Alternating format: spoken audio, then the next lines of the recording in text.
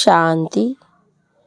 बाबा सर्वशक्तिवान, गुणों के सागर, महादानी वरदानी परमात्मा पिता हम बच्चों को आज स्मृति दिला रहे हैं कि कैसे गुणमूर्त और महादानी बन कर के दानी बनो, वरदानी बनो, महादानी बनो। तो आज की मुरली पर विशेष रूप से गुणों के दान पर समझानी दे रहे हैं। बाबा ने हम बच्चों को समझानी दी कि बच्चे अपने संस्कारों से, स्वभाव से किस तरह से गुण दान करके गुणों को अपने जितना जितना फैलाएंगे उतना ही वरदानी और महादानी बनेंगे। सुनते हैं आज 29 तारीख के अव्यक्त बाप दादा के महावाक्यों में बाबा ने कहा, सार है नंबर 1 बनने के लिए गुण मूर्त बन, गुणों का दान करने वाले महादानी बनो। आज बेहद के माता पिता चारों ओर के विशेष बच्चों को देख रहे थे। क्या विशेषता देखी? कौन से बच्चे अखुट ज्ञानी, अटल स्वराज्य अधिकारी, अखंड निर्विघ्न और अखंड योगी, अखंड महादानी हैं। ऐसे विशेष आत्माएं कोटों में कोई बने हुए हैं। ज्ञानी, योगी, महादानी सभी बने हैं, लेकिन अखंड कोई कोई बने हैं। जो अखंड, अटल और अखंड हैं वही विजय माला के विजयी मड़के हैं, अखुट हैं।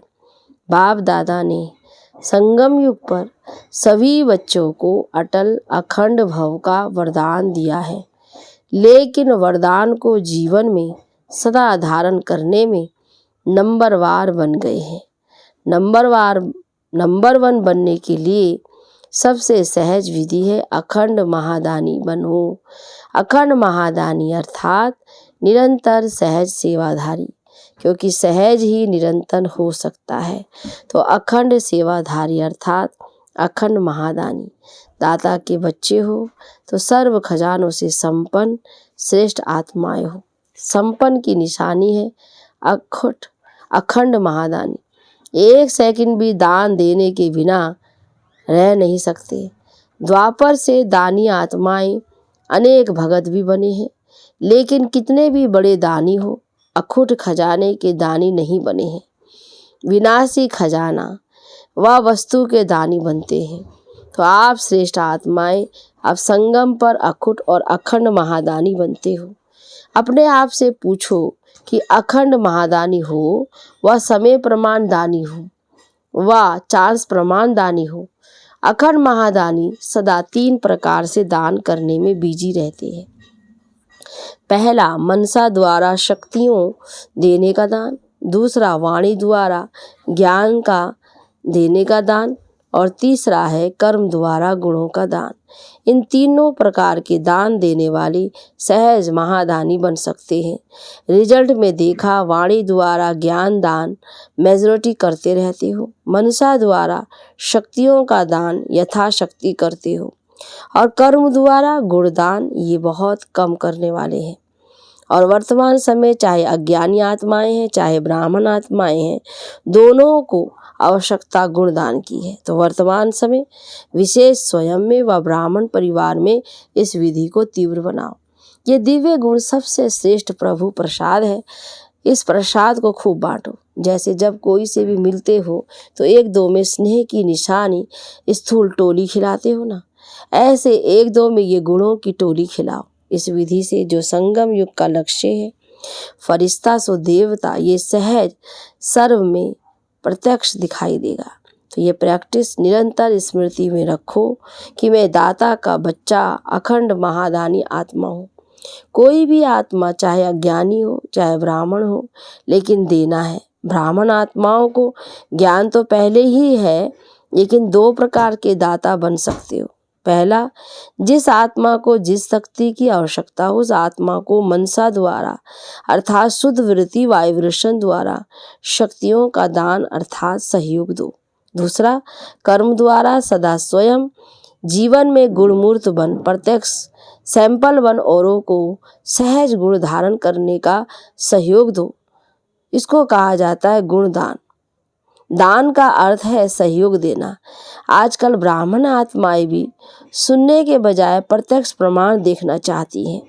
किसी को भी शक्ति धारण करने की व गुण धारण करने की शिक्षा देना चाहते हो तो कोई दिल में सोचते, कोई कहते कि ऐसी धारणा मूर्त कौन बने हैं, तो देखना चाहते हैं लेकिन सुनना नहीं चाहते। ऐसे एक दो में कहते हो ना, कौन बना है, सबको देख लिया। जब कोई बात आती है तो कहते कोई नहीं बना है, सब चलता है। लेकिन यह अलबेलापन की बोल है, यथार्थ नहीं है। यथार्थ क्या है?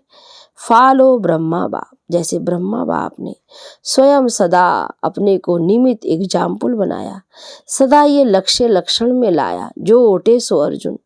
अर्थात जो स्वयं को निमित्त प्रत्यक्ष प्रमाण बनाता है वही अर्जुन अर्थात अव्वल नंबर का बनता है।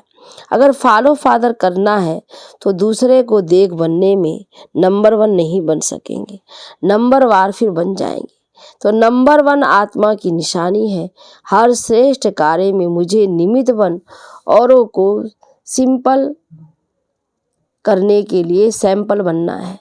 दूसरे को देखना, चाहे बड़ों को, चाहे छोटों को, चाहे समान वालों को, लेकिन दूसरों को देख बनना है कि पहले ये बने तो मैं बनूं। तो ये नंबर वन तो वह हो गया ना जो बनेगा।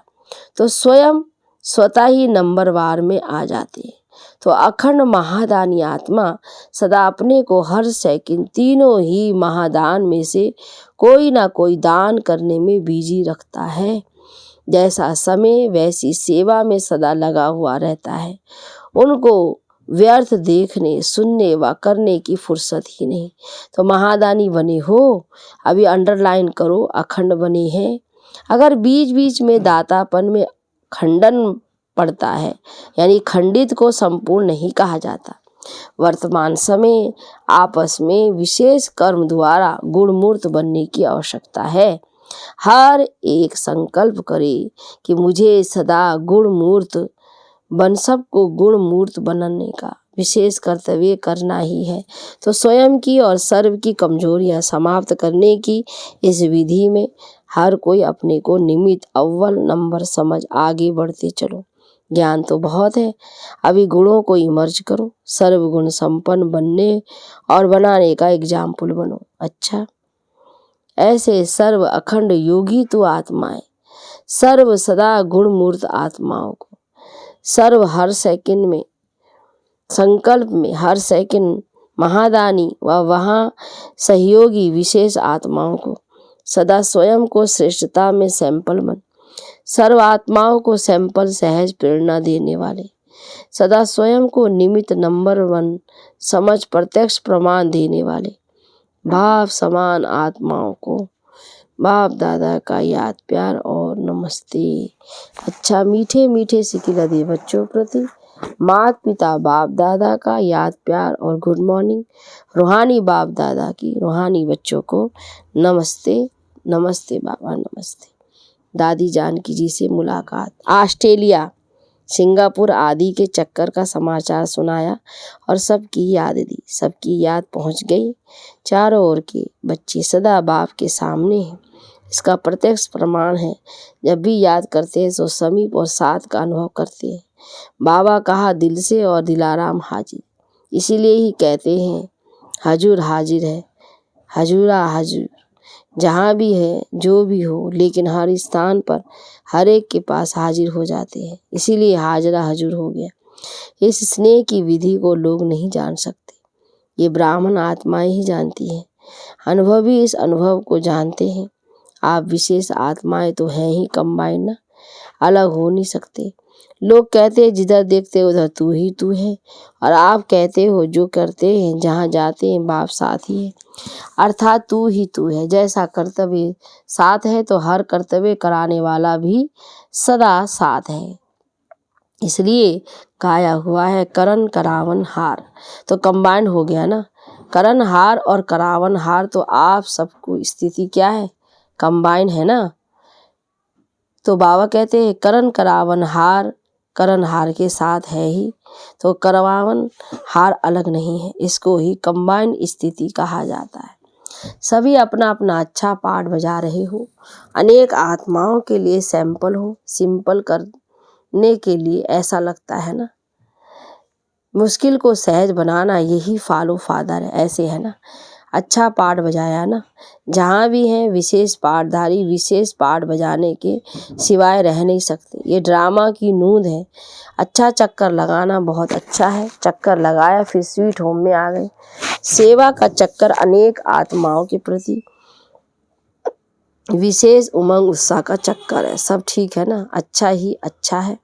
ड्रामा की भाव भी खींचती जरूर है। आप रहना चाहो लेकिन ड्रामा में नहीं है तो क्या करेंगे, सोचते भी है जाना पड़ेगा, क्योंकि सेवा की भावी है तो सेवा की भावी अपना कार्य कराती है। आना और जाना यही तो विधि है। अच्छा संगठन अच्छा है। अव्यक्त बाप दादा की पर्सनल मुलाकात। पहले पॉइंट में बाबा ने कहा, परमात्मा प्यार का अनुभव करने के लिए दुख की लहर से न्यारे बनो। बाप दादा ने संगम पर अनेक खजाने दिए हैं, तो उन सभी खजानों में से श्रेष्ठ से श्रेष्ठ खजाना है सदा खुशी का खजाना। तो सदा यह खुशी का खजाना सदा साथ रहता है। कैसी भी परिस्थिति बाबा कहते आ जाए, लेकिन खुशी नहीं जा सकती। जब परिस्थितियाँ कोई दुख की लहर वाली आती है तो खुश रहते हो कि थोड़ी थोड़ी लहर आ जाती है, क्योंकि संगम पर हो ना, एक तरफ है दुख धाम, दूसरी तरफ है सुख धाम। तो दुख की लहर की कई बातें सामने आएगी, लेकिन अपने अंदर वो दुख की लहर दुखी नहीं करे। जैसे गर्मी के मौसम में गर्मी तो होगी ना, लेकिन स्वयं को बचाना वे अपने ऊपर है। तो दुख की बातें सुनने में आएगी, लेकिन दिल में प्रभाव नहीं पड़े। इसीलिए कहा जाता है न्यारा और प्रभु का प्यारा। तो दुख की लहर से न्यारा तब प्रभु का प्यारा बनेंगे। जितना न्यारा उतना प्यारा। अपने आप को देखो कि कितने न्यारे बने हैं। जितना न्यारा बनते जाते हो उतना ही सहज परमात्मा प्यार का अनुभव करते हो। तो हर रोज चेक करो कि कितने न्यारे रहे, कितने प्यारे रहे, क्योंकि ये प्यार परमात्मा प्यार है जो कोई भी युग में प्राप्त हो नहीं सकता। जितना प्राप्त करना हो उतना अभी करना है, अभी नहीं तो कभी भी नहीं हो सकता। और कितना थोड़ा सा समय ये परमात्मा प्यार की प्राप्ति का है। तो थोड़े समय में बहुत अनुभव करना है तो कर रहे हो। दुनिया वाले खुशी के लिए कितना समय संपत्ति खर्च करते हैं, और आपको सहज अविनाशी खुशी का खजाना मिल गया। कुछ खर्चा किया क्या? खुशी के आगे खर्च करने की वस्तु है क्या जो देंगे? तो यही खुशी के गीत गाते रहो। जो पाना था सो वो पा लिया ना। तो जब कोई चीज़ मिल जाती है तो खुशी में नाचते रहते हैं। दूसरे को भी ये खुशी बांटते जाओ। जितना बांटते जाते हो उतना बढ़ती जाती है, क्योंकि बांटना माना बढ़ना। तो जो भी संबंध में आए वे अनुभव करे कि इनको कोई श्रेष्ठ प्राप्ति हुई है। जिसको खुशी है, क्योंकि दुनिया में तो हर समय का दुख है और आपके पास हर समय की खुशी है। तो दुखी को खुशी देना ये सबसे बड़े से बड़ा पुण्य है। तो सभी निर्विघ्न बन आगे बढ़ रहे हो या छोटे छोटे विघ्न पड़ सकते हैं। विघ्नों का काम है आना और आपका काम है विजय प्राप्त करना। जब विघ्न अपना कार्य अच्छी तरह से कर रहे हैं तो आप मास्टर सर्वशक्तिमान अपने विजय के कार्य में सदा सफल रहो। सदा यह याद रखो कि हम विघ्न विनाशक आत्माएं हैं। विघ्न विनाशक का जो यादगार है उसका प्रैक्टिकल में अनुभव कर रहे हो।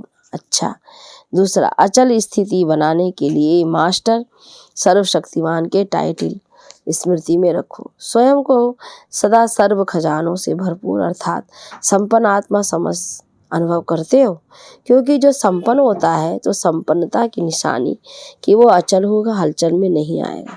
जितना खाली होता है उतनी हलचल होती है। तो किसी भी प्रकार की हलचल, चाहे संकल्प द्वारा, चाहे वाणी द्वारा, चाहे संबंध संपर्क द्वारा, किसी भी प्रकार की हलचल अगर होती है तो सिद्ध है कि खजाने से संपन्न नहीं है। संकल्प में भी स्वप्न में भी अचल, क्योंकि जितना जितना मास्टर सर्वशक्तिमान स्वरूप की स्मृति इमर्ज होगी उतना ये हलचल मर्ज होती जाएगी। तो मास्टर सर्वशक्तिमान की स्मृति प्रत्यक्ष रूप में इमर्ज हो।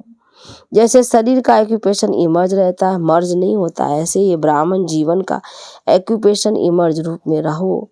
तो ये चेक करो कि इमर्ज रहता है या मर्ज रहता है।